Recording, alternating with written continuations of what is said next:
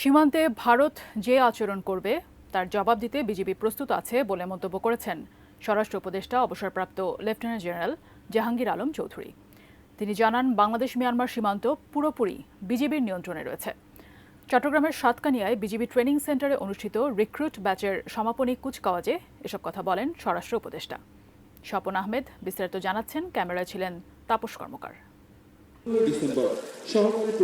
চট্টগ্রামের সাতকানিয়ায় Baitul Izzat border guard training centre and college parade গ্রাউন্ডে বিজিবির ১০২তম রিক্রুট ব্যাচের প্রশিক্ষণ সমাপনী কুচকাওয়াজ অনুষ্ঠানে প্রধান অতিথি হিসেবে যোগ দেন স্বরাষ্ট্র উপদেষ্টা জাহাঙ্গীর আলম চৌধুরী। সকাল 9:45টায় শুরু হয় রিক্রুটদের সমাপনী কুচকাওয়াজ।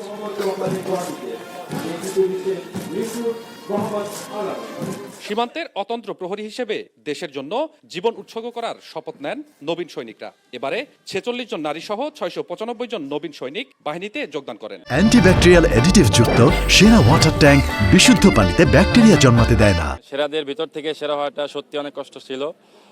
ট্রেনিংটা আমার জন্য খুবই ভালো ছিল। বর্ডার গার্ড বাংলাদেশের সদস্য হিসেবে পুরুষ সৈনিকের পাশাপাশি আমরা নারী সৈনিক হিসেবে আমাদের সর্বোচ্চ দিয়ে চেষ্টা করব বাংলাদেশের ভূখণ্ড রক্ষা করার। পরে সীমান্ত রক্ষায় বিজিবি সৈনিকদের দিক নির্দেশনা দেন স্বরাষ্ট্র উপদেষ্টা।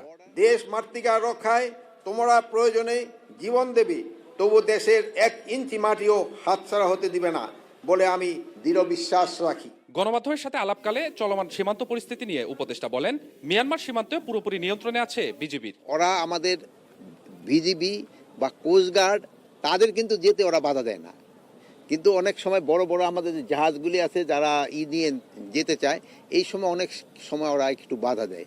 তো এর সাথে আমাদের নেগোসিয়েশন চলছে এবং হয়তো অচিরে এই সমস্যাটা সমাধান হয়ে যাবে। এ সময় ভারত সীমান্ত নিয়ে উপদেষ্টা বলেন, সীমান্তে পিঠ দেখাবে না বিজিবি। বিজিবিকে অর্ডার করা হয়েছে তারা যেন কোনো সময় কোনো অবস্থায় পিঠ না দেখায়, বুকটা পিছনে দেখায়। যারা যেই ধরনের হুঙ্কার দিচ্ছে আমরাও কিন্তু এর চেয়ে বেশি প্রতিউত্তর দিচ্ছি। আজকের এই সমাপনী কুচকাওয়াজের মাধ্যমে নিজেদের স্বপ্ন পূরণ করলেন বিজিবির নতুন রিক্রুটমেন্ট এ সকল সদস্যরা। শপথ গ্রহণের মাধ্যমে নিজেদেরকে সীমান্ত রক্ষায় উৎসর্গ করলেন তারা।